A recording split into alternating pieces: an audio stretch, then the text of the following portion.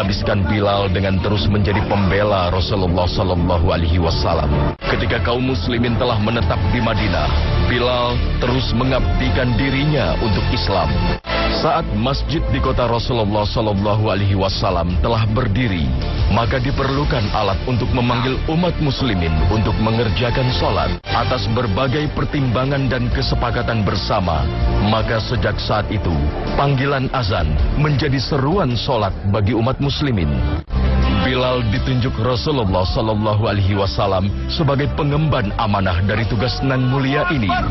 Sejak itulah nama Bilal begitu lekat dikenal sebagai muazin Rasulullah Sallallahu Alaihi Wasallam. Amanah sebagai muazin ditunaikan Bilal dengan sungguh-sungguh.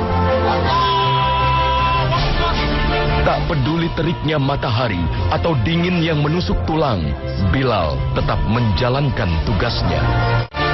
Kesungguhan Bilal melantunkan seruan langit mampu menggetarkan hati masyarakat kota Madinah. Mereka berbondong-bondong menuju masjid saat lantunan azan Bilal berkumandang. Azan adalah merupakan sesuatu yang sangat mulia dalam Islam. Mengapa hari ini kita menganggap bahwa muadzin pekerjaan yang biasa, apalagi kalau mungkin dia hanya pekerjaan marbot masjid, kemudian kita anggap dia hanya pekerja masjid dengan gaji yang rendah. Bukan masalah itu. Ini faktornya adalah ketika hari ini sholat sudah bukan lagi dianggap sesuatu yang istimewa oleh muslimin. Banyak muslimin yang mengabaikannya. Akhirnya mereka mengabaikan sholat berjamaah, mengabaikan masjid, akhirnya juga mengabaikan adzan. Dianggapnya adzan adalah sesuatu yang hina atau dianggap sesuatu yang sangat biasa, dan ini berbeda dengan zaman Rasulullah. Makanya posisi Bilal sebagai muadzin adalah posisi yang sangat luar biasa, karena ternyata Rasul menunjuk Bilal, bukan yang lainnya, untuk tugas yang sangat mulia ini. Dan perhatikan saat itu, ketika zaman dahulu belum ada jam, sehingga orang tidak melihat jam kapan masuk waktu sholat, kapan harusnya adzan, dan seterusnya.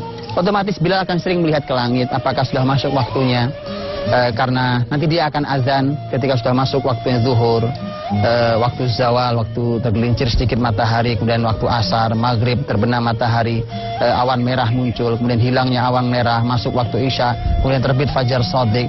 Semua Bilal harus pahami itu semua.